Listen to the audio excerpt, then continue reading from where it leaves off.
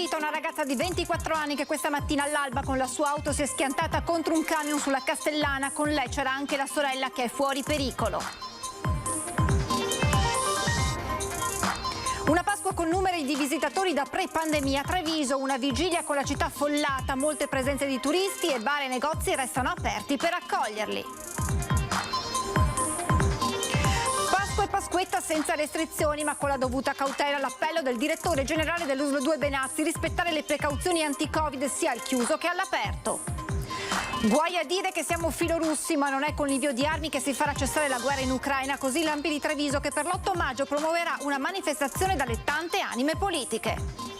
Una cinquantenne è stata arrestata dagli investigatori della squadra mobile, denunciato il figlio ventenne. Derubavano gli anziani nei parcheggi dei supermercati mentre caricavano in auto la spesa. Il 15% dei ragazzi dopo il lockdown non è più tornato a praticare uno sport. L'allarme del CONI impegnato a riavvicinare questi giovani a campi da gioco e palestre. Domani mattina a partire dalle 10 in diretta su Antenna 3 la messa di Pasqua celebrata nella Basilica di San Marco dal Patriarca di Venezia Monsignor Francesco Moraglia.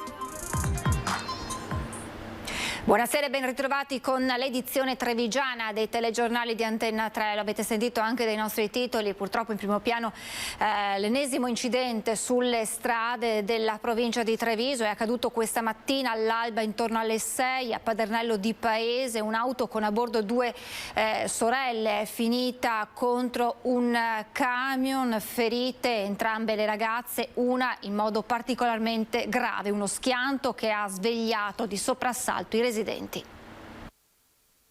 Noi abbiamo sentito solo il gran botto e siamo usciti. Abbiamo visto il camion e la macchina sul fosso, ma la macchina aveva la parte davanti tutta disfatta praticamente. Il motore era di fianco alla macchina. Una ragazza era stesa per terra, probabilmente era riuscita ad uscire dall'abitacolo, non so, l'altra invece era incastrata dentro.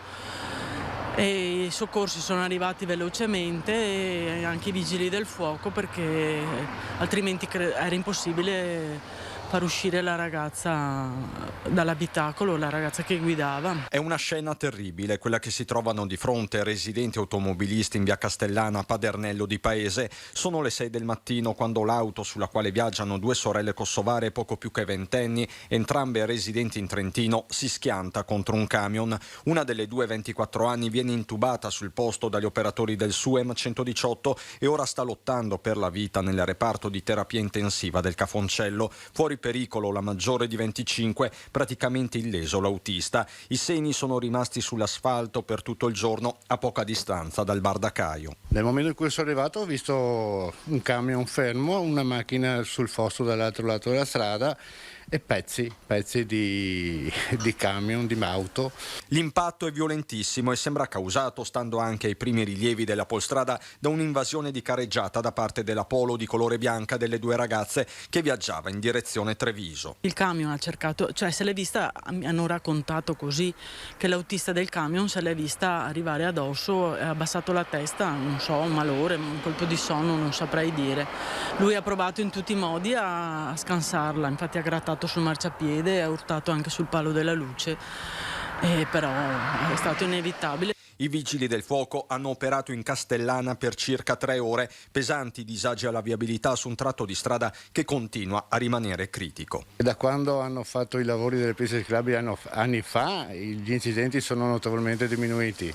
Comunque è una strada ad alto scorrimento, ad alto traffico, di conseguenza può succedere. Si ha sempre fretta, a parte che è successo appunto la mattina presto, ecco, verso le 6 o qualcosa.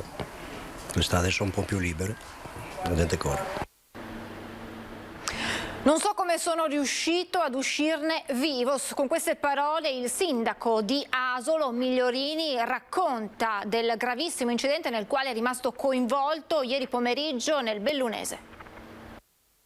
Sono qui che sto parlando, quindi è già una bellissima notizia, un po' ammaccato, ematomi, botte varie, ma sono qua. Un colpo di frusta, ematomi e contusioni varie, ma il sindaco di Asolo, Mauro Migliorini, può sorridere dopo il brutto incidente nel quale è rimasto coinvolto ieri pomeriggio. Il primo cittadino stava rientrando a casa da Belluno quando all'altezza di Scaloni, in comune di Quero Vas, capisce che qualcosa non va, non riesce a controllare la sua auto che sbanda verso destra, poi il buio. Probabilmente Migliorini perde i sensi, quando si risveglia è in una scarpata. A un certo punto ho chiuso gli occhi e poi mi sono ritrovato, non so quanto tempo sia passato, mi sono ritrovato praticamente con l'auto capovolta, testa in giù, legato con la mia cintura di sicurezza al posto di guida.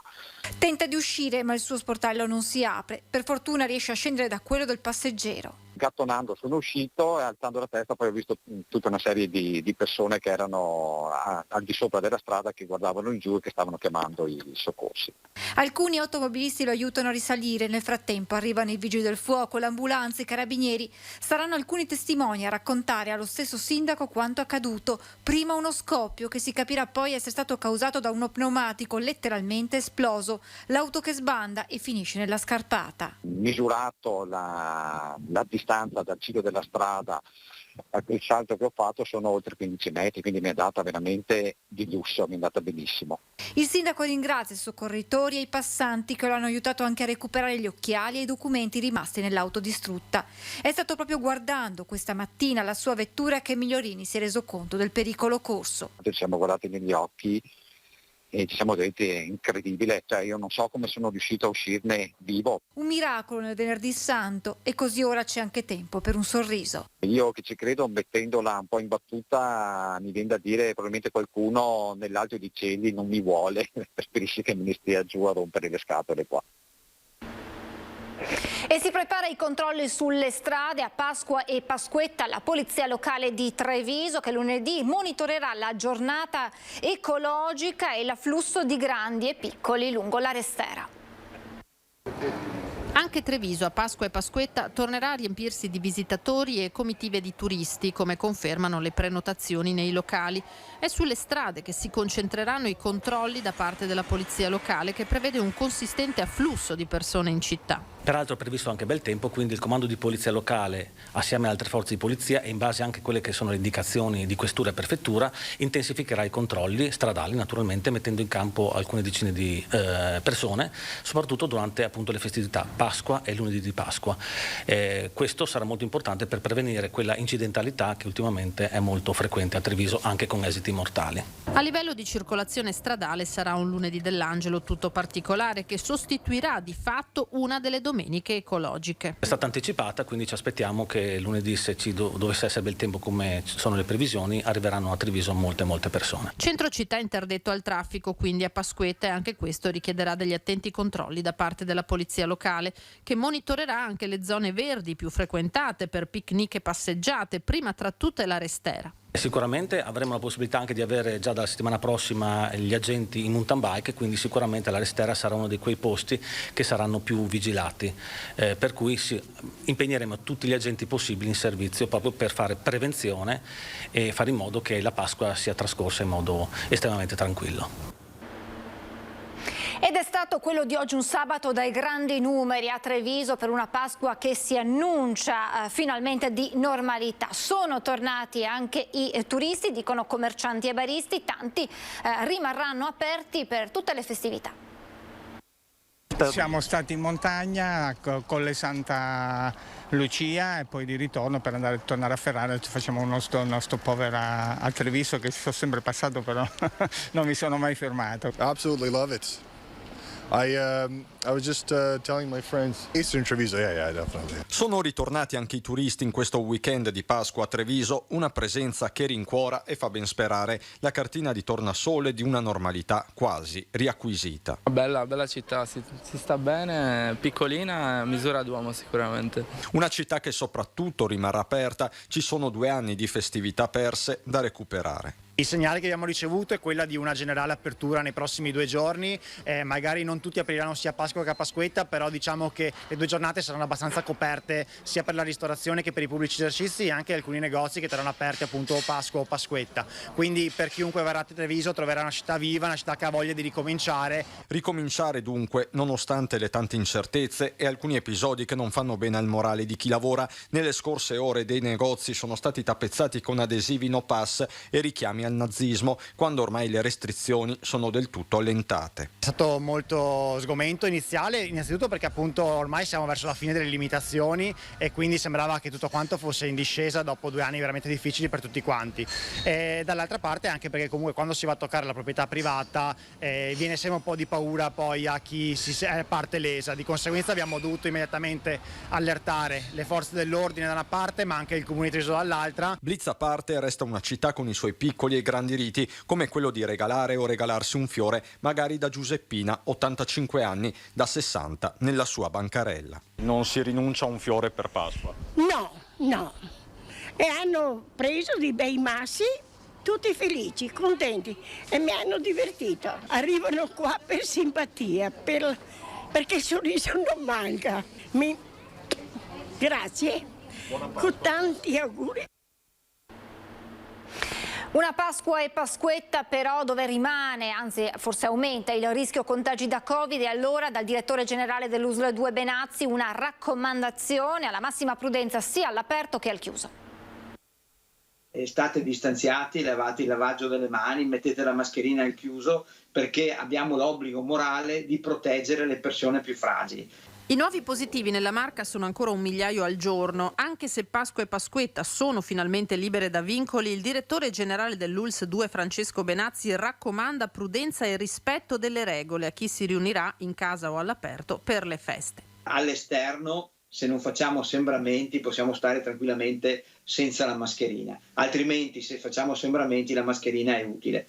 Ma soprattutto lo dico ai giovani, lo dico a quelli che giustamente hanno voglia di divertirsi, utilizzate la mascherina negli assembramenti, state distanziati all'esterno quando fate il picnic, evitate di passarvi i bicchieri, cioè le cose basilari che fanno parte anche dell'igiene normale, ecco, applicatele perché lo fate, perché avete a cura soprattutto la salute delle persone fragili. Il Covid attraverso le nuove varianti continua a diffondersi. Sono i vaccini, ripete il direttore generale, a tenere sotto controllo la pressione negli ospedali. Nelle stesse case di riposo sono 300 attualmente i positivi su una popolazione complessiva di quasi 6.000 persone, ma con sintomi che non richiedono il ricovero. Io credo che da maggio, con le belle giornate col sole, sicuramente andremo a ridurre i ricoveri e anche la trasmissione del virus. Cosa ci salverà? Ci salverà credo la 4ª dose che ci servirà per proteggerci durante l'inverno, quindi un vaccino dove magari all'interno c'è l'antinfluenzale con il nuovo tipo di influenza e ci sono le varianti del Covid. 4ª dose aperta ora agli over 80 ma che non sta al momento riscuotendo grande adesione. Non abbiamo delle percentuali elevatissime, comunque abbiamo circa 500-600 vaccinazioni al giorno. Tenga conto che fino all'altro ieri, prima che si aprisse agli over 80, viaggiavamo intorno ai 200-210 vaccinazioni, quindi una lieve risposta c'è. La vaccinazione è importante, soprattutto negli over 80 che sono fragili, perché questo gli aiuta a non entrare in ospedale con patologie importanti respiratorie. Sono tanti bambini e ragazzi che dopo il lockdown non sono più tornati a praticare uno sport. E allora il CONI di Treviso è impegnato a riavvicinare proprio questi giovani ad un'attività sportiva. Aiutiamoli a tornare, un titolo significativo che racchiude l'obiettivo degli incontri che CONI Veneto e Scuola Regionale dello Sport stanno organizzando in ogni provincia, il 6 maggio a Treviso, per aiutare bambini e ragazzi a tornare a praticare un'attività sportiva, sport dal quale si sono inevitabilmente allontanati a causa del lockdown, senza però mai farvi ritorno, nemmeno quando le società hanno riaperto impianti e palestre. I dati delle defezioni cambiano da disciplina a disciplina, ma mediamente dopo il lockdown la percentuale era intorno al 30%, poi grazie anche allo slancio delle Olimpiadi e dell'azione fatta da associazioni e federazioni ci si è attestati intorno ad un 15% di abbandoni. Al tavolo ci saranno tutti gli attori coinvolti, comprese le famiglie, impegnate nel superare quelle barriere anche psicologiche che tengono i più giovani lontani dallo sport. I ragazzini che avevano 10 anni nel 2020 che si sono praticamente bloccati, hanno un anno di ritardo nella loro maturazione anche sportiva. E qui diremo la bravura anche dei tecnici, degli allenatori, riesce a sopperire e a cercare di aiutarli un po' di più. Il 23 aprile invece all'Auditorium del Sant'Artemio di Treviso un convegno a livello nazionale dal titolo Lo sport che verrà, quale sport in pandemia e post pandemia, evento unico nel suo genere che si rivolge alle società sportive per aiutarle a riorganizzarsi.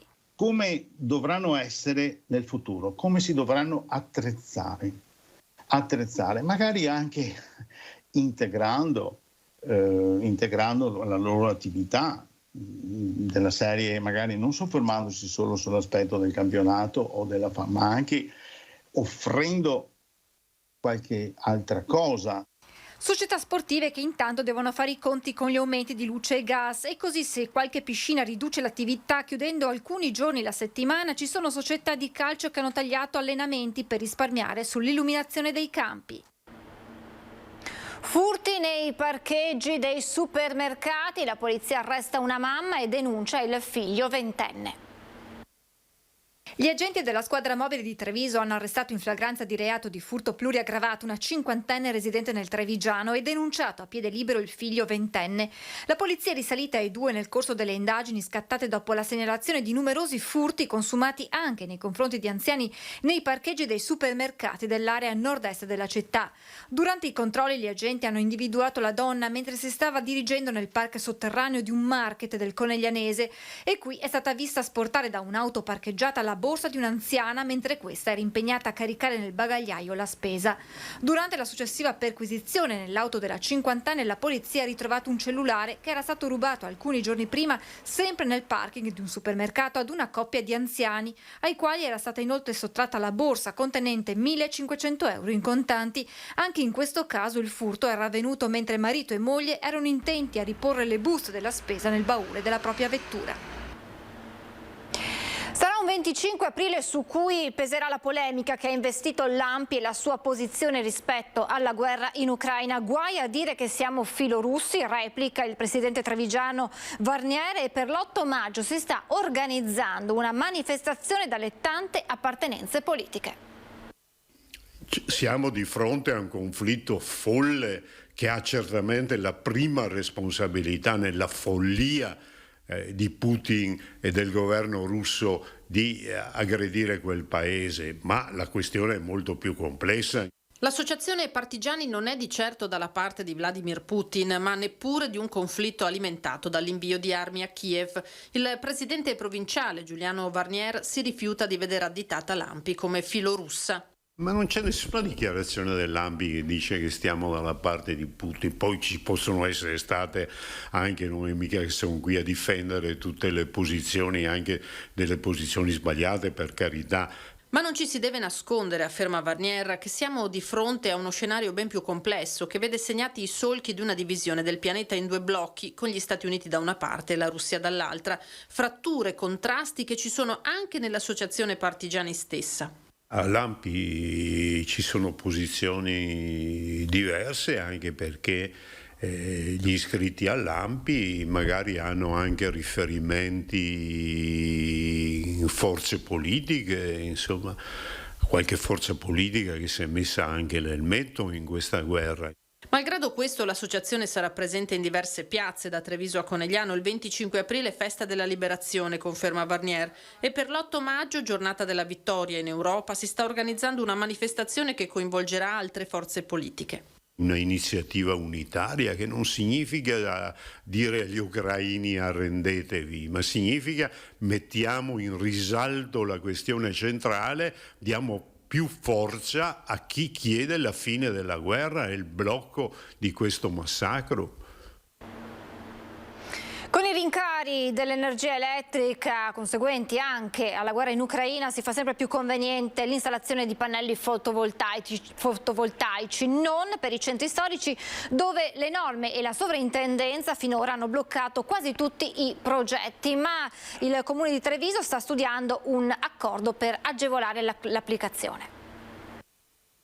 Fotovoltaico in centro storico a Treviso? Da sempre una battaglia persa. Ne sanno qualcosa le decine di cittadini che hanno presentato negli anni progetti di impianti ad alto rendimento e bassissimo impatto ambientale, puntualmente bocciati dalle normative della sovrintendenza. Giudizi ai quali non si è sottratto nemmeno il comune di Treviso, che puntava ad efficientare le scuole. L'esempio sono le gabelli di Piazza della Vittoria cassate perché i pannelli contrastano con il contesto architettonico cittadino. Stessa cosa per l'ARPAV di Via D'Annunzio, con il risultato che guardando dall'alto si contano sulle dita di una mano gli impianti installati. Ma i tempi cambiano, soprattutto adesso tra i bonus dello Stato e le bollette rincarate causa guerra ucraina. Così il comune sta arrivando ad una vera e propria svolta entro le mura. Noi abbiamo costituito le comunità energetiche, stiamo lavorando con la sovrintendenza perché esistono dei nuovi tipi di fotovoltaico che simulano i copi dei tetti e quindi si sta lavorando in questa direzione. Chiaro che sulle ville monumentali questo non sarà possibile, però sicuramente in centro ci sarà un'evoluzione in tal direzione. Negli ultimi anni si è sviluppata una vera e propria tecnologia applicata ai vari tipi di tegole. Per i coppi sono dette amorfe le celle fotovoltaiche utilizzate, che di fatto si modellano curvandosi con l'atterizio, risultando quindi invisibili se proprio non ci si passa sopra al tetto. Ecco perché a breve il comune sottoporrà alla sovrintendenza un protocollo che verrà applicato automaticamente ad ogni richiesta. Qualcuno obietterà la maggior spesa per le celle piegabili, con l'assessore che però smentisce. Esistono degli sgravi fiscali, il costo non è così elevato e soprattutto si mantengono per molto più tempo. Ci fermiamo per qualche istante di pubblicità, tra poco.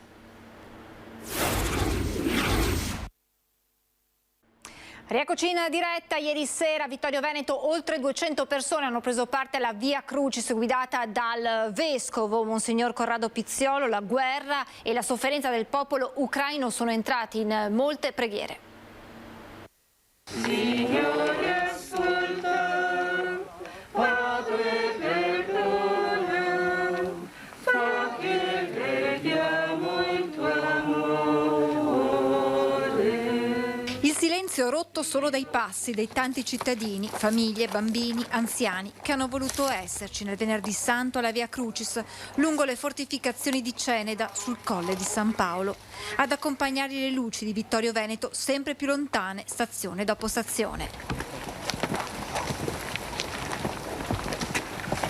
La sofferenza del popolo ucraino più volte entra nelle preghiere del vescovo di Vittorio Veneto, Monsignor Pizziolo. Queste ultime settimane non si può non provare compassione per la Via Crucis che sta vivendo il popolo ucraino. La croce di Gesù, come quella portata dalle donne e dagli uomini ucraini, alcuni di loro presenti alla Via Crucis.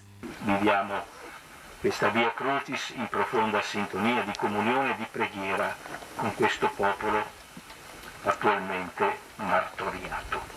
Sono tante le Via Crucis dentro e fuori le nostre case, vicine o lontane nel mondo, le parole del vescovo. Come lo Yemen, la Siria, l'Etiopia.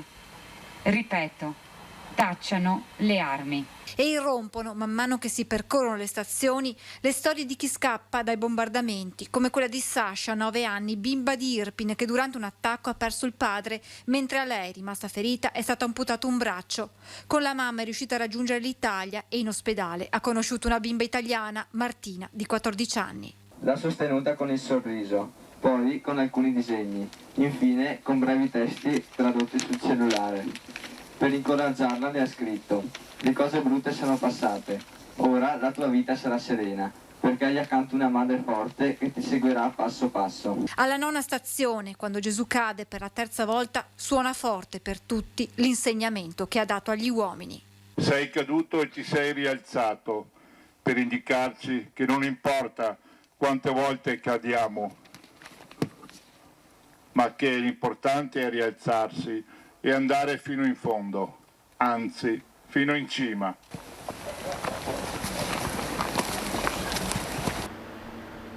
E domani mattina dalle 10 in diretta su Antenna 3 trasmetteremo la messa di Pasqua nella Basilica, la cattedrale di San Marco a Venezia, presieduta dal patriarca Monsignor Francesco Moraglia.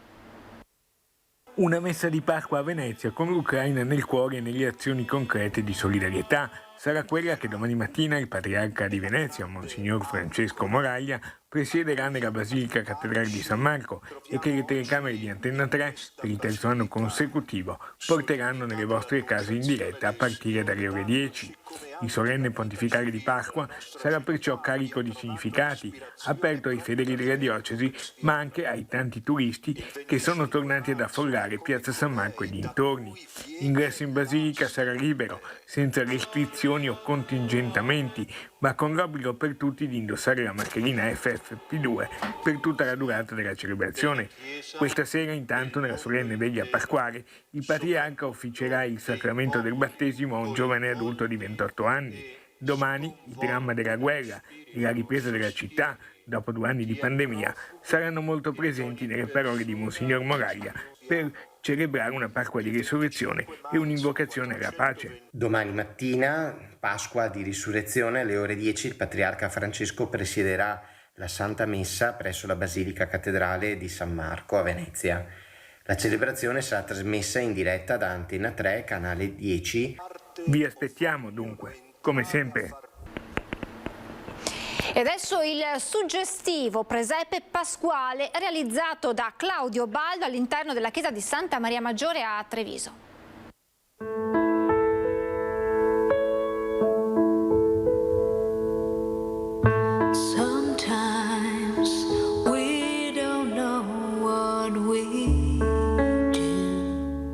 Sogno da tanti anni e diciamo nel 2020 l'ho realizzato. La risurrezione, che è una delle 3 scene che ho fatto, e quindi che tutto rinasce, tutto prende vita. C'è la crocifissione, che quindi il martirio purtroppo di tutti, quasi attuale nei giorni nostri, purtroppo sta succedendo anche adesso dopo 2000 anni. To show you how I feel is I need you. Quasi 3.000 bambini oggi a Villa Manfrina Treviso hanno potuto toccare da vicino degli animali poco conosciuti, gli alpaca. Ad organizzare l'evento l'associazione Veneti Schiacciati dalla Crisi. Giornata speciale, quella di oggi a Villa Manfrin Margherita per 3.000 bambini che hanno potuto conoscere da vicino gli alpaca. I piccoli hanno potuto portare a passeggio questi lontani parenti del cammello dalla lana morbidissima. Un'emozione per i bimbi ma anche per i genitori. Poi il contatto con gli animali è sempre una cosa piacevole, imparano anche il rispetto nei loro confronti. Anche per noi genitori, perché se non ci sono queste occasioni certi animali non li vediamo mai, neanche noi. L'evento rientra nel progetto Villa Manfrin Margherita Inclusiva, organizzato dall'Associazione Veneti Schiacciati dalla Crisi e dalla presidente Mirella Tuzzato. A guidare l'esperienza con gli alpaca Federica Zaniera, allevatrice titolare della fattoria didattica Le Noghere di Fontane di Villorba. Quando si arriva a toccarli, effettivamente tutte le paure e tutte le tensioni si vanno sciogliendo, proprio per la sensazione di morbidezza e di piacevolezza che si ha al loro contatto. In Villa Manfrina anche i ragazzi dell'Anfas di Mestre, che hanno voluto ringraziare in modo speciale per la giornata vissuta Mirella Tuzzato, che a sua volta ha ribadito l'importanza dell'inclusività. Un pensiero d'amore. D'amore. Un pensiero di Anfas di Mestre. Da parte di Anfas di Mestre, ma grazie ragazzi, che gentili. Ecco, questi è il mondo. Ecco, qui questa mattina penso ci sia il mondo, ma proprio il mondo quello bello, quello pulito, quello che ha voglia di dire ci siamo anche noi, eccoci qua. Iniziare a usare parole diverse da quella che è disabilità, come lo dico sempre, da quello che è l'handicappato, ma chiamarli per nome e cognome. Sono delle persone meravigliose che stanno facendo semplicemente dei percorsi diversi, alternativi. E qua dobbiamo ringraziare il sindaco Conte, la giunta che mi permette di fare tutto questo, perché qui è una questione di sensibilità. Spero di aver portato un po' di gioia dopo tanta chiusura di 2 anni di pandemia. Questo respirare a pieni polmoni è bello ragazzi.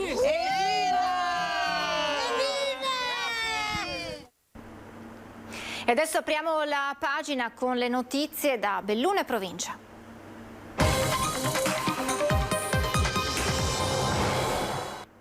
E In questa vigilia di Pasqua abbiamo chiesto al Vescovo di rivolgersi ai fedeli.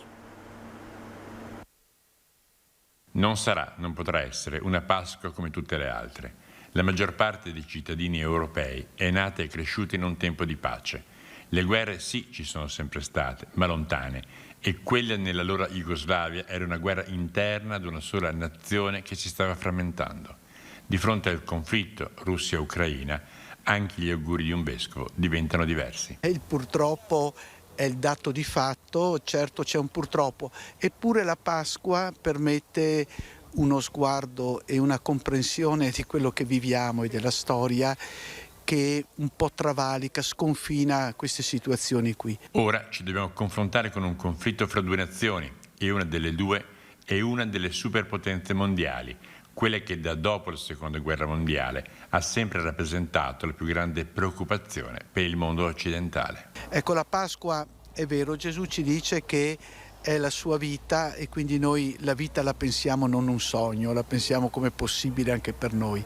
Io auguro che Lui possa essere davvero efficace la sua presenza e il suo incontro nella nostra vita, pur in tutta questa situazione, con quel purtroppo iniziale. Centinaia di persone, 1 migliaio per gli organizzatori, si sono dati appuntamento nel pomeriggio di oggi a Cortina per ribadire il loro no alle limitazioni imposte dalla pandemia. Il corteo, che ha preso le mosse da Piazza di Bona, si è snodato su Corso Italia, la via dello Struscio, oggi particolarmente frequentata da turisti, vista la giornata prefestiva. Pullman sono partiti un po' da tutto il Veneto, soprattutto dalla provincia di Padova. Ad organizzare l'evento, inedito per la Regina delle Dolomiti, è stato il movimento veneto No Green Pass. I partecipanti hanno scandito più volte lo slogan "Giù le mani dai bambini", rivendicando la libertà di scelta vaccinale. Nel mirino quella che è stata definita dittatura sanitaria di governo e media. Non si è registrata nessuna tensione, l'intero evento è stato monitorato dalle forze dell'ordine. Con l'avvicinarsi della scadenza elettorale si intensificano gli appuntamenti e le presentazioni, non mancano nemmeno le frecciatine, nemmeno troppo velate, degli uni contro gli altri. Dopo una presentazione in centro storico, secondo round a Castion. Insieme per Belluno presenta una squadra di 32 candidati rigorosamente divisi a metà tra uomini e donne. Una lista rivolta al sociale, al senso di comunità, allo stare insieme, con valori del centro-sinistra, accusando chi nella stessa area ha presentato altre candidature di aver accolto anche ex esponenti del centrodestra. Insieme per Belluno è dunque una lista di sinistra? Direi meglio di centro-sinistra. Ci caratterizziamo perché tra i nostri candidati non ci sono provenienze dell'area destra o centrodestra. Ci sono altre liste di centro-sinistra perché lì ci sono i candidati di centrodestra? Mi risulta che sia così. La gauche plurielle in Francia non porta fortuna. Spaccarvi non aiuta il centrodestra? Non lo so, vedremo cosa decideranno i cittadini. Questa è la democrazia, credo che chiunque voglia portare avanti una propria idea, un proprio progetto lo possa fare. Spera di vincere? Assolutamente sì. E adesso l'iniziativa del Rotary di Belluno a favore dei rifugiati ucraini. La prima cosa fu dare un luogo per dormire e poi il cibo, i vestiti, le coperte. Ora l'ex caserma dei Vigili del Fuoco, grazie al lavoro della Protezione Civile, è diventata non solo un luogo di accoglienza, ma un vero e proprio punto di riferimento per i profughi ucraini. C'era il problema dell'integrazione, dello studio e dell'imparare l'italiano e immediatamente si è allestita un'aula e nell'aula è stata collocata una lavagna interattiva. In quest'aula le persone imparano l'italiano e quindi aprono la strada alla loro integrazione, alla possibilità di lavorare, alla possibilità di andare in una scuola a studiare. Quindi per noi è fondamentale insegnare l'italiano alle persone di nazionalità ucraina che sono ospiti in questo centro di accoglienza. Non avremmo mai potuto farlo senza questa importantissima attrezzatura tecnologica che il Rotary immediatamente ha ritenuto di voler acquistare, ed è un'attrezzatura che non solo servirà al centro di accoglienza, ma quando, e si spera presto, questo centro di accoglienza non ci sarà più, andrà ovviamente a diventare una dotazione della scuola Gabelli appena ristrutturata e a breve aperta. Il Rotary è sempre presente per raccogliere i bisogni del territorio e per dare un aiuto concreto e significativo per quello che è soprattutto l'accompagnamento, l'integrazione e dare la possibilità di un futuro e di poter anche cambiare le vite delle persone che arrivano nel nostro territorio, soprattutto in questo momento. Qui ogni mattina i ragazzi, diciamo quelli in età tra i 13 e i 16 anni circa, la mattina partecipano alle loro lezioni online, perché l'Ucraina si è strutturata a causa della guerra proprio con, praticamente fanno lezione sempre in DAD, e quindi loro da ogni parte del mondo, ovunque siano, partecipano alle loro lezioni e cercano di connettersi. È davvero tutto, io vi ringrazio per averci seguito, vi auguro per domani di trascorrere davvero una serena Pasqua per tutti. Vi lascio le previsioni meteo, grazie e buona serata.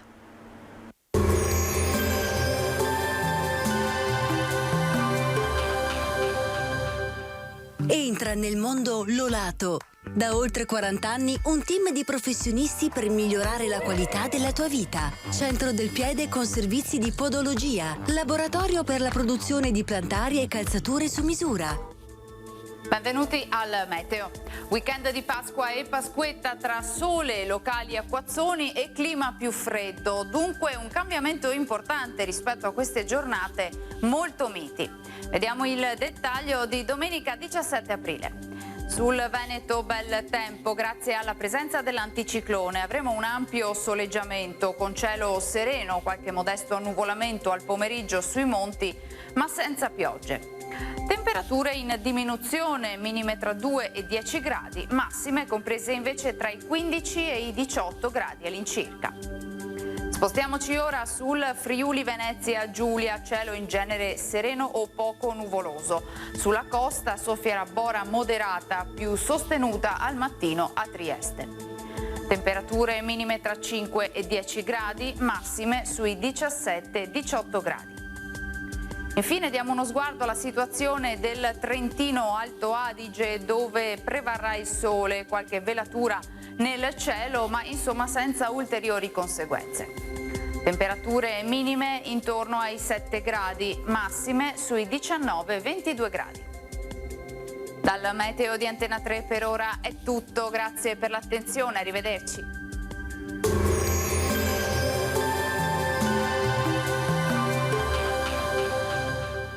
Busti, tutori e protesi di arto personalizzati. Ortopedia e sanitaria Lolato. A Treviso e Montebelluna. Lolato, soluzioni per star bene.